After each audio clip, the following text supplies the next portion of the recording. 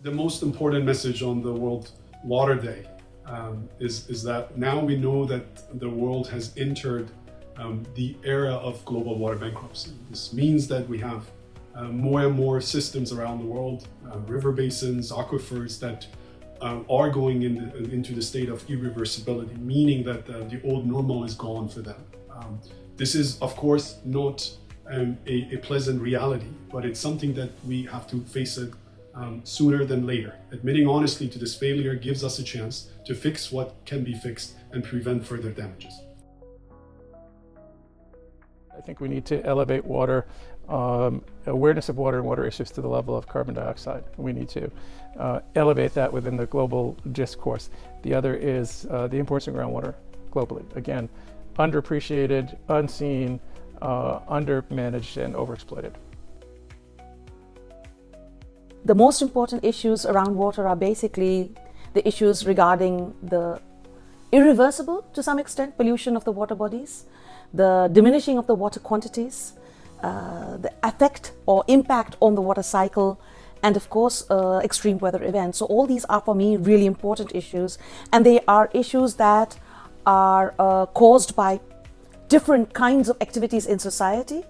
And so it is differentially caused. So generally speaking, you will find that the direct and indirect causes of water-related problems are the most privileged people on earth, and those who are most affected, at least in existential terms, are those who are the least privileged. World Water Day every year is important because even though water is vital to all life, we tend to take it for granted. This year, the focus of World Water Day is on gender issues, which I think is quite appropriate because as we look around the world, while both men and women need water, they often use it in different ways. And in particular, women are often responsible for gathering water in their homes in much of the world, and so are particularly concerned with having enough and good quality water. And so women need to be involved in decision-making about water.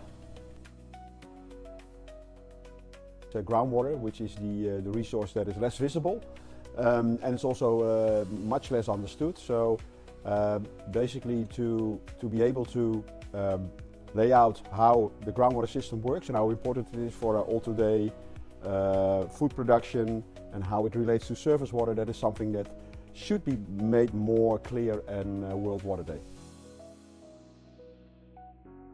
Every element of society is critically dependent on water. And if we think about that, there's a number of really amazing things to understand about its dynamics and the way that it interacts through society. And then there's a number of things that we really have to think about. In a world where the evidence is where folks are under, tremendously increasing degrees of stress and extremes from water, whether that's floods, droughts, the way we manage, I think the evidence is there that we're already seeing systems in a state of water failure.